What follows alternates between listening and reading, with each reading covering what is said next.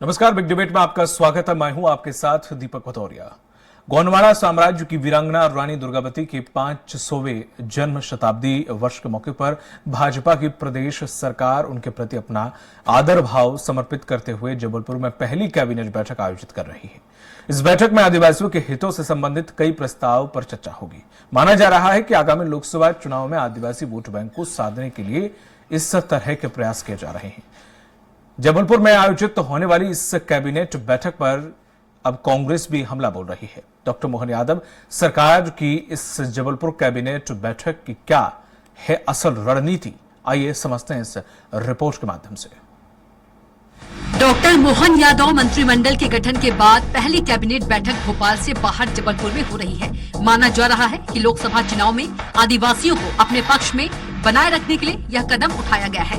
गोंडवाना साम्राज्य के केंद्र बिंदु जबलपुर में मुख्यमंत्री डॉक्टर मोहन यादव वीरांगना रानी दुर्गावती की प्रतिमा पर माल्यार्पण करेंगे और एक सभा को संबोधित करने के बाद शक्ति भवन में कैबिनेट की बैठक आयोजित की जाएगी, जिसमें आदिवासियों के हितों से संबंधित कई प्रस्ताव पर मुहर लग सकती है। इसके साथ ही रानी दुर्गावती के 5वें जन्म शताब्दी वर्ष के मौके पर जबलपुर में 100 करोड़ की लागत से बनने वाले स्मारक पर भी चर्चा होगी। इस कैबिनेट के माध्यम से मोहन यादव सरकार आदिवासियों को सीधा संदेश देना चाहती है कि उनकी सरकार और भाजपा ही आदिवासियों की सबसे बड़ी हितैषी है। इसलिए आदिवासी बाहुल्य वाले महाकौशल के विकास को प्राथमिकता पर रखा गया है।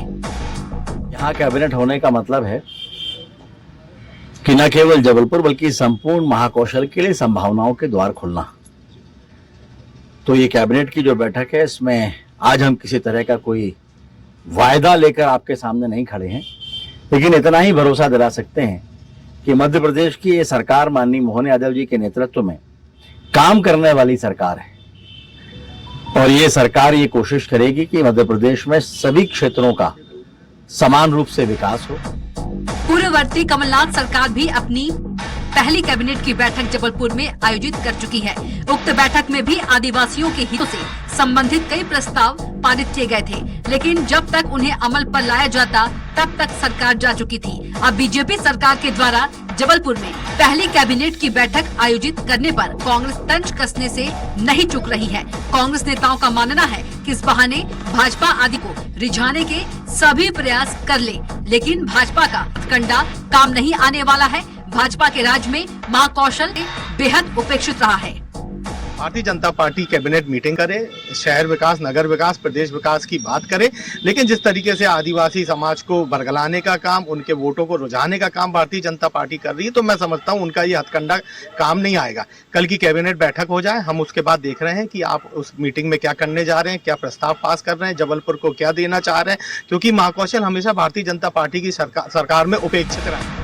दरअसल भाजपा सोची समझी रणनीति के तहत कदम बढ़ा रही है। साल 2018 में आदिवासियों की नाराजगी की वजह से महाकौशल क्षेत्र की ज्यादातर सीटों पर भाजपा को जबरदस्त नुकसान उठाना पड़ा था और सरकार नहीं बना सके थे। इस गलती को सुधारते हुए बीजेपी ने आदिवासियों से लगातार संपर्क किया और साल 2023 के चुनाव में जबरदस्त सफलता के साथ ज्यादातर सीटों पर वापस अपना कब्जा जमाया। आदिवासी वोट बैंक पर अपना वर्चस्व बरकरार रखकर बीजेपी महाकौशल की लोकसभा सीटों पर एक बार फिर अपनी जीत दर्ज करने के लिए जमीनें मजबूत करती हुई नजर आ रही है। डॉक्टर मोहन यादव की कैबिनेट की बैठक जबलपुर के शक्ति भवन में हो रही है। वीरांगना रानी दुर्गावती की प्रतिमा पर माल्यार्पण के बाद ये बैठक शुरू होगी। एजेंडे को समझने की कोशिश कीजिए। एजेंडा ये है बीजेपी का कि महाकौशल में आदिवासी वोट बैंक उन्होंने काफी कुछ अपने पक्ष में साध लिया है। साल 2018 में आदिवासी नाराज थे, महाकौशल की ज्यादातर सीटों पर बीजेपी को नुकसान उठाना पड़ा था और यही वजह थी कि उन्हें काफी नुकसान उठाना पड़ा, सरकार नहीं बना पाए। इस गलती को बहुत तेजी से सुधारा बीजेपी ने। 23 के चुनाव में बीजेपी के साथ आदिवासी आए, सरकार बनी, डॉक्टर मोहन यादव मुख्यमंत्री बने, महाकौशल से ज्यादा सीटें बीजेपी के पास हैं। अब लोकसभा में भी यही प्रदर्शन बीजेपी बरकरार रखना चाहती है। उनका यही मानना है कि अभी भी आदिवासी उनका साथ न छोड़ें, लोकसभा सीट पर भी उनका प्रदर्शन पिछले की भांति ही रहे। जाहिर सी बात है कि मेहनत करने के लिए उन्हें आदिवासियों का जो एक तरह का उनका अपना साथ है नहीं छोड़ना चाहते हैं। यही वजह कैबिनेट की बैठक जबलपुर में रखी है। जबलपुर को गोंडवाना साम्राज्य केंद्र माना जाता है, महाकौशल का केंद्र। जाहिर सी बात है कि यहाँ से जो भी निर्णय उसका सीधा असर आदिवासियों तक का फायदा बीजेपी को होगा। एक्सप्रेस के लिए कैमरामैन शिवशंकर गुप्ता, जबलपुर। और इसी मुद्दे पर चर्चा करने के लिए खास पैनलिस्ट हमारे साथ जुड़े हुए हैं, बीजेपी प्रवक्ता हैं पंकज चतुर्वेदी। पंकज जी, आपका बहुत बहुत स्वागत है स्वराज एक्सप्रेस पर। कांग्रेस प्रवक्ता है आनंद तारड़ जी। आनंद जी, आपका बहुत बहुत स्वागत है। वरिष्ठ पत्रकार केशव साइनी जी भी हमारे साथ जल्द ही जुड़ेगी। तो जिस तरह से पंकज जी, जो ये कैबिनेट की पहली बैठक जबलपुर में होने वाली है, विपक्ष से, हालांकि विपक्ष आरोप लगाएगा, चीजें करेगा, लेकिन इस जो बैठक में क्या कुछ होने वाला है, जबलपुर में रखने का मकसद जो बताया जा रहा है वही है या इसके और भी कई मायने हैं? क्या कुछ मायने हैं इस जबलपुर होने वाली कैबिनेट बैठक के? देखिए दीपक जी, भारतीय जनता पार्टी का लक्ष्य, मायने, उद्देश्य बहुत स्पष्ट है कि मध्य प्रदेश में नरेंद्र मोदी जी की गारंटी के आधार पर 93 पेज के उस संकल्प पत्र के आधार पर भारतीय जनता पार्टी पर जनता ने कृपा करके सरकार बनने का अवसर दिया है। ठीक। और सरकार बनते ही माननीय मुख्यमंत्री मोहन यादव जी ने पहले दिन से जो भाजपा का संकल्प पत्र था वो प्रशासन की उस व्यवस्था को दिया जिनके माध्यम से जनता ज्यादातर की सेवा होती है, और उनसे कहा कि इस वचन पत्र को पूरा करने के लिए जो रोड मैप है तैयार करिए। बीच बीच में कांग्रेस पार्टी ने बहुत दुष्प्रचार किया तो माननीय मुख्यमंत्री जी ने सदन में कहा कि लाडली लक्ष्मी से लेकर अब तक की सारी योजनाओं के लिए पर्याप्त धन है, कोई भी योजना बंद नहीं की जाएगी, बल्कि और क्या श्रेष्ठ कर सकते हैं उस पर काम करेंगे। और मध्य प्रदेश भारतीय जनता पार्टी का संकल्प पत्र प्रधानमंत्री नरेंद्र मोदी जी की गारंटी है, उसमें जो जो शब्दशः लिखा है वो गीता के समान हमारे लिए पवित्र और आदरणीय, और उसका हम पालन किसी भी मूल्य पर करेंगे। ठीक। इसीलिए मध्य प्रदेश में 4000 में तेंदुपत्ता, 2700 में गेहूं, 3100 में धान, हर परिवार को एक रोजगार की व्यवस्था, 1.31 करोड़ लाडली बहनाओं के खाते में धन की स्थिति, उनको सबको आवास। मध्य प्रदेश के प्रत्येक संभाग में इंजीनियरिंग कॉलेज जो IIT की तर्ज पर है, हर जिले में मेडिकल कॉलेज, और तमाम सारी चीजें लिखी उनको पूर्ण करेंगे।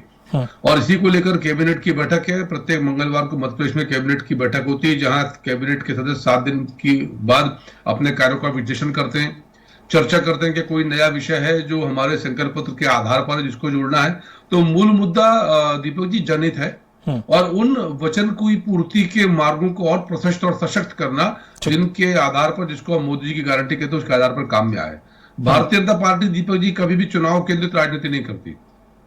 इधर भी चुनाव का वातावरण है देश में, प्रभु श्री राम का भव्य मंदिर बन रहा है, अद्भुत अवसर है, 500 साल बाद अवसर आया, और दुख का विषय कि कांग्रेस पार्टी के लोग विरोध कर रहे हैं उसका। इनके जो घमंडिया गठबंधन के साथी हैं उन्होंने विरोध करने का पोस्टर पूरे बिहार में लगाया।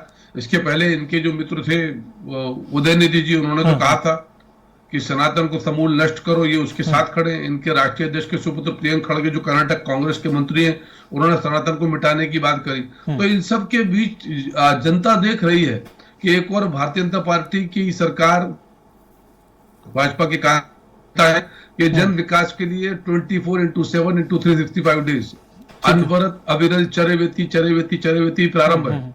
और दूसरी ओर कांग्रेस पार्टी सबके सामने परिवारवाद, तुष्टीकरण, अभी उससे उबर ही नहीं पाए। जितेंद्र पटवारी जी बोलते हैं कि जो अभी 2-2 लाख रुपए आदिवासियों के मकान के लिए ये प्रधानमंत्री आवास योजना से हटकर राज्य सरकार दे रही है। देखिए दीपक जी, भारतीय जनता पार्टी ने अपने घोषणा पत्र में स्पष्ट किया कि मध्य प्रदेश में कोई भी व्यक्ति आवासीन नहीं रहेगा, कोई भी व्यक्ति। और 2 योजनाएं हैं, प्रधानमंत्री आवास योजना, मुख्यमंत्री आवास योजना। और मध्य प्रदेश में पिछले 3.5 वर्षों में, ये जो भारतीय जनता पार्टी सरकार का चौथा कार्यकाल था, 31 लाख प्रधानमंत्री आवास योजना के आवास बने हैं।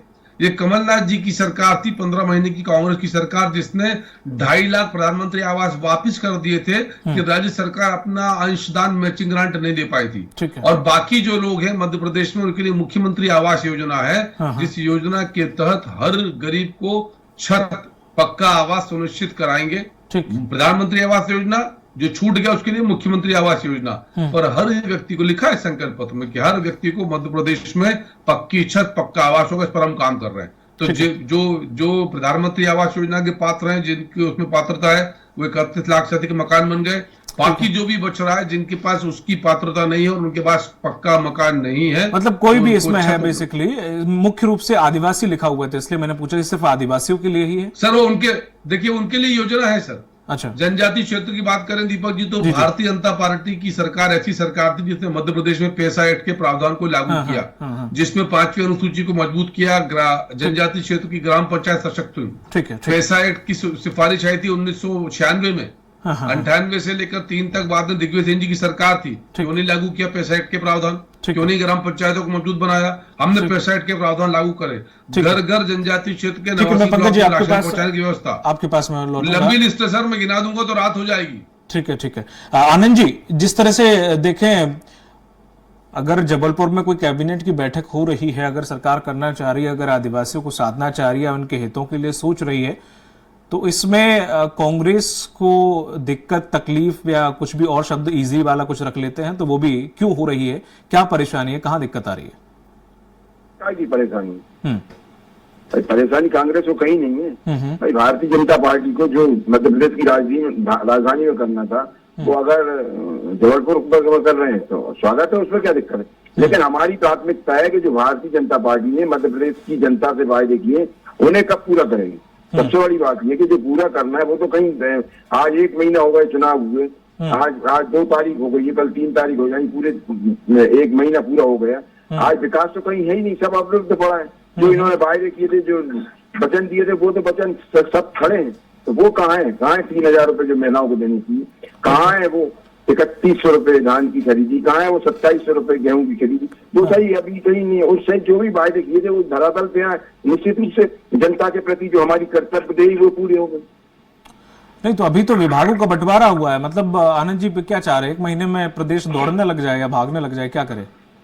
तो 4 चरित्र चेहरे वाली पार्टी थी, जो अपने आप को संसार से सबसे बड़ी पार्टी बोलती है, जो जिसकी एक लाइन ऑर्डर है, जिसके यहाँ कहीं कोई दूसरी दिक्कत नहीं। क्या कारण था कि 1 महीने के बाद विभागों के बंटवारा हो रहे हैं? बड़ी हास्यास्पद स्थिति। और कहीं गोपाल भार्गव जी कुछ बोलते हैं, कहीं कोई नेता कुछ बोलता है। अब धीरे धीरे लोगों के मुखर होते जा रहे हैं, तो ये सोचती स्थिति पड़ गई ना। तो कहाँ, सबसे बड़ी बात है कि हमारा सबका काम है, आज राजनीतिक दलों का काम है कि मध्य प्रदेश की जनता को जो सौगात मिलनी चाहिए वो मिले, जो वायदे किए, जो वचन दिए वो पूरे करें। ठीक है। केश साइनी मैडम, जिस तरह से देखा जाए, जबलपुर में मीटिंग हो रही है, कैबिनेट की पहली बैठक हो रही है। हालांकि आदिवासियों के लिए जो उसमें मंथन होगा, जो भी वजह रही हो या प्रस्ताव जो भी पास हो आदिवासियों के लिए या फिर पूरे प्रदेश के लिए, वो अलग चीज है। कांग्रेस को इसमें थोड़ा सा परहेज हो रहा है। हालांकि कांग्रेस ये कह रही है कि बाद में देखते हैं कि कितने प्रस्ताव पास करते हैं आदिवासियों के लिए। ठीक है, एज अ विपक्ष उनका यह हक बनता है, और लेकिन बीजेपी कोई भी चीज करती है तो बेवजह नहीं करती, उसके पीछे कई मकसद होते हैं। कहते हैं महाकौशल के अंदर करीब अच्छा खासा आदिवासी वोट भी है, और दूसरा वहां पर गणतंत्र, गौणमाना गणतंत्र पार्टी का एक थोड़ा वर्चस्व भी है। तो एक ये कारण भी है कि वहां पर इस तरह से कोई कैबिनेट की बैठक की जा रही लोकसभा चुनाव साधने के लिए।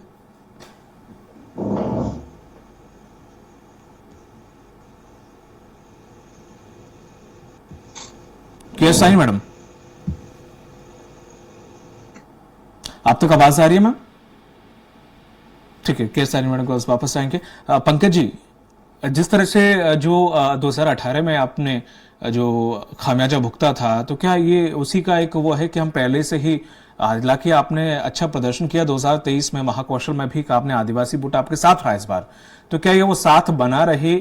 ठीक है, अच्छी बात है, आप आदिवासियों के लिए सोच रहे हैं, इसमें कोई हर्ज नहीं है, बुराई भी नहीं है।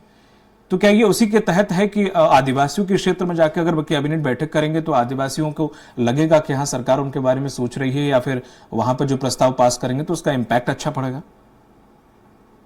क्षेत्र में बैठक करने से तो काम बनता नहीं ना सर। बिल्कुल बिल्कुल सही बात है, काम करने से काम बनता है। मैंने इसीलिए आपसे आग्रह किया कि जनजाति वर्ग के बंधु भगनों की शिक्षा, स्वास्थ्य के विषय, सिकिल एनीमिया के विषय हो। आज देखिए मध्य प्रदेश में जनजाति वर्ग का यदि कोई बंधु और भगनी है तो उसकी विदेश में शिक्षा, medical education, IAS, IPS, IIT, FBA, Madhya Pradesh की शिक्षा, स्कूल की शिक्षा, सब सरकार की तरफ से उसका वित्तीय भार वहन किया जाता है। क्योंकि हमारा दायित्व है, कांग्रेस के कुशासन के चलते 65-70 सालों में जनजाति वर्ग को जितना शोषण यदि किसी ने किया उतना कांग्रेस ने किया देश में।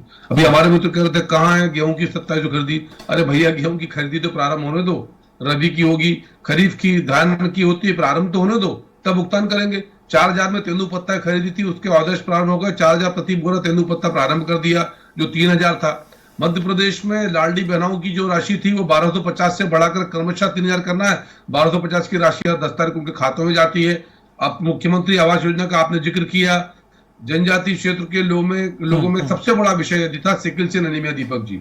ऐसी बीमारी जिसमें रक्त कम बनता है और संक्रमित रक्त होता है, उसको लेकर मध्य प्रदेश में हम लोग साधुवाद देते हैं महामहिम राज्यपाल महोदय का कि उन्होंने विशेष रुचि ली और पूरे मध्य प्रदेश से एक मॉडल तैयार हुआ जहां सिकल सेल एनीमिया का उनका कार्ड तैयार हो रहा है, यदि है तो उपचार की व्यवस्था। तो ऐसे सारे काम कर रहे हैं, इसलिए कर रहे हैं कि ये भारतीय जनता पार्टी कोई मतों के लिए, वोट बैंक के लिए नहीं करती है, कांग्रेस सोचती है। ये हमारा नैतिक, राजनीतिक, प्रशासनिक दायित्व जिसका हम निर्वहन कर रहे हैं और इसी का कारण है कि मध्य प्रदेश में संपन्न चुनाव में, गुजरात में संपन्न विधानसभा चुनाव में जनजाति वर्ग की कृपा और आशीर्वाद भारतीय जनता पार्टी के साथ है। कांग्रेस पार्टी के तुष्टीकरण के मंसूबों को उन्होंने नाकाम कर दिया। ये वोट बैंक समझते हैं जनजाति वर्ग के लोगों को। आपको स्मरण होगा द्रौपदी मुर्मू जी जनजाति वर्ग की पहली महिला राष्ट्रपति भारत की, कांग्रेस ने विरोध किया। जनजाति वर्ग की महिला, उनका विरोध कांग्रेस करती है। मध्य प्रदेश कांग्रेस के 19 विधायकों ने उनको मत दिया तो जनजाति वर्ग के दे, क्योंकि राष्ट्रपति चुनाव में व्हिप नहीं होता। तो कांग्रेस के नेताओं ने कहा कि कांग्रेस के वो जनजाति वर्ग के विधायक जिन्होंने द्रौपदी मुर्मू जी को मत दिया है वो आस्तीन के सांप है। शर्म नहीं आई इनको? आप जनजाति वर्ग के लोगों की भावनाओं को नहीं समझे? अरे आपको तो विरोध करने का अधिकार नहीं था द्रौपदी मुर्मू जी का, जनजाति वर्ग की पहली महिला राष्ट्रपति भारत की, कांग्रेस ने क्यों नहीं बनाया? और यदि भारतीय जनता पार्टी के पक्ष प्रत्याशी तो आप उनका इसलिए विरोध करते हो कि भाजपा की प्रत्याशी है। आपके विधायक यदि राष्ट्रपति चुनाव में द्रौपदी मुर्मू जी को, जनजाति वर्ग की महिला को मतदान करते हैं तो कांग्रेस के नेता उनको आस्तीन का सांप कहते हैं। ये इनका वास्तविक चरित्र है। जिस प्रकार का पाखंड ढोंग ये करते हैं वो इस सब के सामने है और इसीलिए बार बार ये पराजित होते हैं, क्योंकि जनता इनकी असलियत जानती है। ये भ्रष्टाचारी लोग, ये परिवारवादी कांग्रेस के लोग, ये तुष्टीकरण करने वाले कांग्रेस के लोग हैं जिनका काम मैं आपके पास बातूंगा। के.एस. शाइनी मैडम, आप तक आवाज आ रही है? जी बिल्कुल जी। जिस तरह से जो जबलपुर में कैबिनेट की पहली बैठक हो रही है उसको लेकर काफी तंज कसे जा रहे हैं विपक्ष की ओर से। उस बैठक के कई मायने भी निकाले जा रहे हैं कि आदिवासी वोट बैंक को साधना है वहां पर और गणतंत्र, वहां गोंडवाना गणतंत्र पार्टी का वर्चस्व भी है, तो एक समुदाय को साधना, एक मैसेज देना, लोकसभा चुनाव नजदीक है, इस वजह से ये सब कवायद की जा रही है। जी देखिए, ये जो है ये मेरे ख्याल से मोदी जी ने ये स्टाइल शुरू किया था। पहले जो भी कार्यक्रम होते थे, जैसे आप सेंटर में भी देखेंगे तो वो दिल्ली सेंट्रिक ही होता था। ठीक है। फिर उसके बाद इनने ये किया कि इसको अब थोड़ा सा डिसेंट्रलाइज करके, अब जैसे चाइना से उनके प्रेसिडेंट आए थे तो उन्हें गुजरात लेके चले गए, जब पुतिन आए तो उनको दूसरे, तो ये एक तरह का एक नया प्रयोग है। बीजेपी जो प्रयोग करती रहती है तो उसमें एक नया है कि इसको कैबिनेट मीटिंग जो है वो अब सेंटर में, जो कैपिटल में ना होते हुए बाकी जगहों पे लेके जाए। और ये आप जैसे एक चीज मानना पड़ेगा कि जो भी चीज आप कर रहे हो वो तो एक चीज होता है, करना तो जरूरी है, लेकिन वो परसेप्शन क्रिएट करना, एक तरह का एक नैरेटिव सेट करना, लोगों के बीच में ये मैसेज भेजना, ये भी एक पॉलिटिकल उसमें बहुत जरूरी होता है। और इसमें मुझे लगता है बीजेपी कुछ हद तक बहुत ज्यादा सक्सेसफुल हो जाती है, क्योंकि वो भले काम जितना करे उससे ज्यादा उसका प्रचार प्रसार भी करने में वो काफी सक्षम रहती है। और ये एक उसका एक अहम हिस्सा है। जो आप जाके, जैसे ट्राइबल बेल्ट है तो वहां उनको फील होता है कि हमारे बीच में आई है सरकार। जब दूसरे कहीं जगह जाके करते हैं तो आदिवासी है या महिलाएं हैं, इनके बीच में आप जाते हो तो वो उनके अंदर एक फील आता है कि सरकार हमारे पास आ रही है। और उसी उद्देश्य से, और जैसे 24 का चुनाव आ ही रहा है तो सरकार को ये बहुत फास्ट काम करने की जरूरत है अभी, क्योंकि उन्होंने जितने वादे करे हैं वो इतने जल्दी तो पूरे नहीं होंगे, लेकिन एक परसेप्शन तो क्रिएट कर ही सकते हैं कि हम इसके काम करने जा रहे हैं। तो मेरे ख्याल से इसी उद्देश्य से बीजेपी जो है इस तरह के क्षेत्रीय जगह जाके कर रही है। ठीक है। आनंद जी, जिस तरह से 2018 में आपको आदिवासियों का साथ अच्छी तरह से मिला था और इस बार वो कहीं ना कहीं छूट गया, तो आपको ऐसा नहीं लगता कि जो कवायद बीजेपी की तरफ से की जा रही है उन्हें मालूम है कि इस बार उनके साथ आदिवासी वोट है, उन्होंने राष्ट्रपति से लेके राज्य या तहसील स्तर तक में बहुत अच्छे से जमावट की है, आदिवासी वोट उनकी तरफ आए, ये हमने छत्तीसगढ़ में भी देखा। तो क्या अब हमें नहीं लगता कि ये हमें सवाल उठाने की बजाय हमें भी कुछ ऐसा करना चाहिए जिससे आदिवासियों में हमारी भी जगह बने? नहीं, निश्चित रूप से कांग्रेस कवायद कर रही है, आदिवासियों के लिए लगातार लगी। आपने देखा होगा हमारे नेता प्रतिपक्ष उसी वर्ग के आते हैं, निश्चित रूप से हमारी कवायद तो सब उसी की तरफ है। भारतीय जनता पार्टी निश्चित रूप से अगर जबलपुर में कर रही है और आप जो बोल रहे हैं उस बात में तो कहीं ना कहीं डरी हुई है। और मैं तो भारतीय जनता पार्टी के प्रवक्ता बड़ी बड़ी बातें बोल रहे हैं। मैं कह रहा हूँ ये केवल ईवीएम का कमाल है कि आज इसी तरह गर्जना के साथ भारतीय जनता पार्टी के लोग बोल रहे हैं। निश्चित रूप से हम इसके बाद भी हम बार बार बात करते हैं, इंडिया गठबंधन मांग कर रहा है कि भाई ईवीएम की जगह वो बैलेट से चुनाव होना चाहिए। अगर बैलेट से चुनाव होंगे तो निश्चित रूप से कहीं कोई किसी तरह की चौकबगाहट नहीं होगी और हमारा जो गणतंत्र है वो और मजबूत होगा। लेकिन जहां तक मध्य प्रदेश की बात है, मध्य प्रदेश की जनता की बात है, निश्चित रूप से हम सड़क से लेकर सदन तक संघर्ष करेंगे और मध्य प्रदेश की जनता के हित में भारतीय जनता पार्टी को बाध्य करेंगे। जो वायदे उन्होंने किए, जो वचन दिए, उन्हें पूरा करें। भारतीय जनता पार्टी इधर उधर चली जाती, इधर उधर की बातें करती। भाई 20 साल से सरकार में, इसके बाद कांग्रेस के अलावा इनके पास कुछ नहीं। पता है इनको सब डर है तो कांग्रेस का है। कांग्रेस मुक्त भारत की बात करते थे 10 साल पहले, आज फिर कांग्रेस की बात कर रहे हैं। कांग्रेस के अलावा इनके पास कुछ नहीं है। इनका शुरू कांग्रेस से होता और अंत भी कांग्रेस से होता, केवल और केवल कांग्रेस, इसके अलावा कुछ नहीं। ये भारतीय जनता पार्टी को इन सब चीजों से उभरे, जो जनता से वायदे किए, जो जनता को वचन दिए, उनको पूरा करें। निश्चित रूप से कम मध्य प्रदेश की जनता का भला होगा। आज निवेश नाम की कोई चीज नहीं है प्रदेश में। बेरोजगारी चरम सीमा पर है। आप देखिए कि लूटमार मची हुई है और आज तो खास तौर से मंदिरों को निशाना बना जा रहा है। ये सब चीजें किस तरह की अराजकता का माहौल चारों तरफ फैलता जा रहा है निश्चित रूप से। और आज अभी आप देख रहे हैं कि किस तरह से ड्राइवर, पूरे देश के ड्राइवर हड़ताल पे हैं। मध्य प्रदेश में डीजल पेट्रोल की आनंद जी, ये बहुत अच्छा आपने मुद्दा उठाया। जैसे कि आपने बताया कि आप विपक्ष के तौर पर इस बैठकों से क्या होगा, काम करना पड़ेगा, जो वादे किए हैं वो पूरे करने पड़ेंगे। तो ऐसा विपक्ष आपको भी जो वादे पूरे नहीं किए उनके लिए खड़े रह के बिल्कुल सर पे खड़े होकर काम करवाना होगा या फिर उनकी कमियों को उजागर करना होगा, चाहे वो केंद्र सरकार में ले लो, चाहे वो राज्य सरकार में ले लो। चूंकि मुद्दा इस बार केंद्र का है तो सिर्फ कुछ न्याय यात्रा निकालने से क्या लगता है कि आपको चीजें हल हो जाएंगी? मुद्दे तो केंद्र आपको इतना बड़ा, आप तो मुंह से ही गिना दिए कि पूरा भारत ठप बैठ गया है इस वक्त, पेट्रोल पंप खाली पड़े हुए हैं, सब्जियों के दाम महंगे हो रहे हैं, लेकिन ऐसी तरह से कोई आवाज नहीं उठाई जा रही है। तो क्या यात्रा करने से चीजें हो जाएंगी हल? देखिए, हम तो हर चीज को उठा रहे हैं। अभी मैंने आपके माध्यम से यही सब बोल रहा हूँ कि आज हड़ताल के कारण चारों तरफ महंगाई का आलम है। जो चाहे जिसको जो चीज जिस मूल्य में बेच रहा है, सब्जी महंगी हो गई है, आम खाने की वस्तुएं महंगी हो रही, डीजल पेट्रोल की भी। तो ड्राइवरों के साथ आप खड़े नहीं दिखाई दे रहे, कहीं कांग्रेस कहीं पे नजर नहीं आ रही। अभी कहीं और नारे कुछ लग रहे होते, कुछ और विवादास्पद चीज होती, वहां कांग्रेस पहुंच जाती है सर, लेकिन इस बार ड्राइवरों के साथ खड़ी नहीं दिखाई दे रही। निश्चित रूप से कांग्रेस मैदान में है, मगर हम जानते हैं कि आज हमारा चौथा स्तंभ कहीं ना कहीं डरा हुआ है, सहमा हुआ है और इन चीजों से कहीं ना कहीं बचता दिखाई देता है। तो वो मैं तो आपसे चाहता हूं कि जब हमारा कोई एजिटेशन हो, हमारा धरना आंदोलन हो, उसको प्रमुखता से दिखाए तो निश्चित रूप से और इन बातों को आनंद जी, कभी ईवीएम तो कभी चौथा स्तंभ से सवाल उठाने से बेटर है कि हम अपने ऊपर सवाल उठाएं कि हम कहाँ चूक रहे हैं, हम कहाँ कमी छोड़ रहे हैं। निश्चित अगर टीवी और ट्विटर पे अगर काम चले तो सारी पार्टियां शायद फिर ऐसा ही जीती जाए।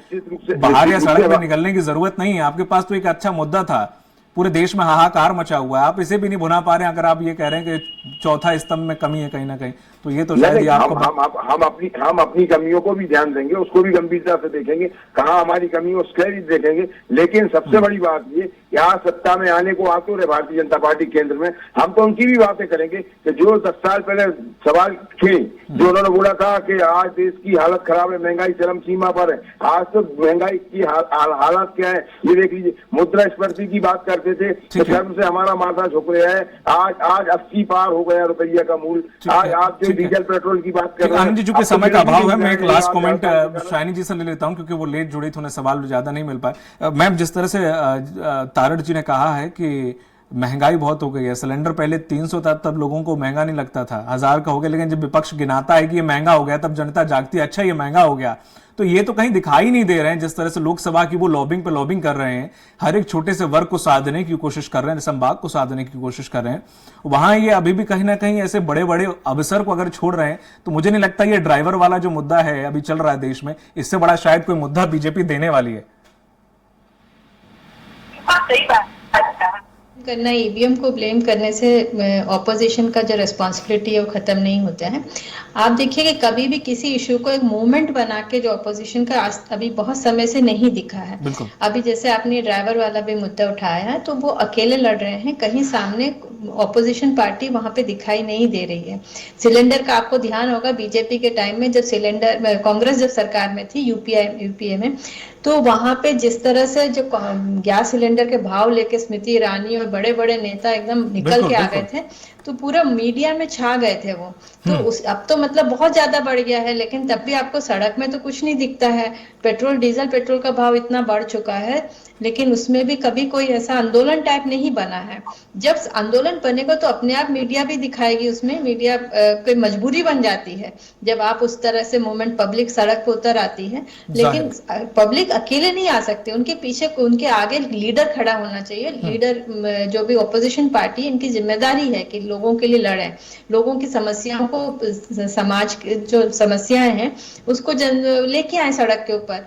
पर जहां तक इसका सवाल है, तो बीजेपी जहां इस चीज को, छोटे भी चीजों को लेकर जिस तरह से बिल्कुल एक हंगामा खड़ी कर देती है, वहां पे कहीं ना कहीं कांग्रेस पीछे रह जाती है।